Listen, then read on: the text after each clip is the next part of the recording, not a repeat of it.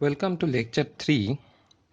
In this class, in our last class, we have solved this numerical and we got this result, that is how much power is flowing from which source to which source, what is the direction of active power, what is the direction of reactive power. Now we ended the class in giving you an assignment for solving for this problem, that this is a source S1, this is a source S2. What is the power that will flow from S1 to S2 or S2 to S1? What is the reactive power? What is the active power? This is a quite straightforward problem. I hope all of you have solved it. Now this is the solution. You can go through the solution if you want. It's quite simple. I hope all of you have done that.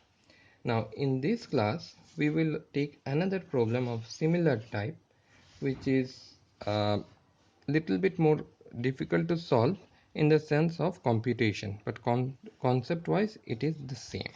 So let's start with our this class, lecture 3. Let's consider a source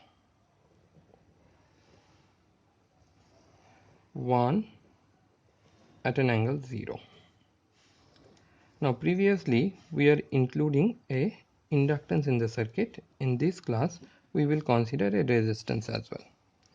So let this be 0.4, let this be 0.3, and let this be 1 at an angle of -30.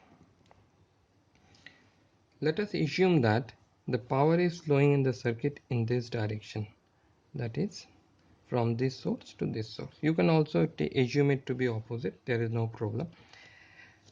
Now you have to solve for this circuit. What you have to find? What is the power magnitude and direction of power. When I say power, I mean active as well as reactive power. So how will you do this? You will write I at an angle of theta is equal to, since we have taken the direction of power flow from this to this, we will write like this: 1 at an angle 0 minus 1 at an angle of -30 degree divided by 3 0.3 plus j 0.4. Once you solve this for current, the other parts remain the same. So let's consider these two elements to be combined together, and let's call this as 3. So this is my first source. Let us call the apparent power here to be S1.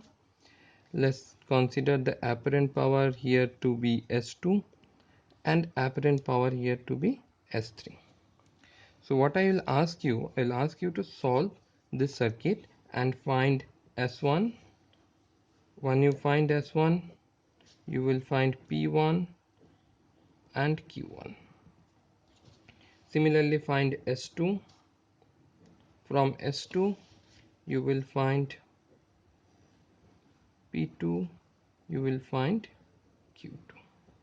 You will find S3, and from S3, we will find P3 and Q3. And then we will see whether they balance each other, that is, whatever power is delivered by this source has to be consumed by this and this, and so on.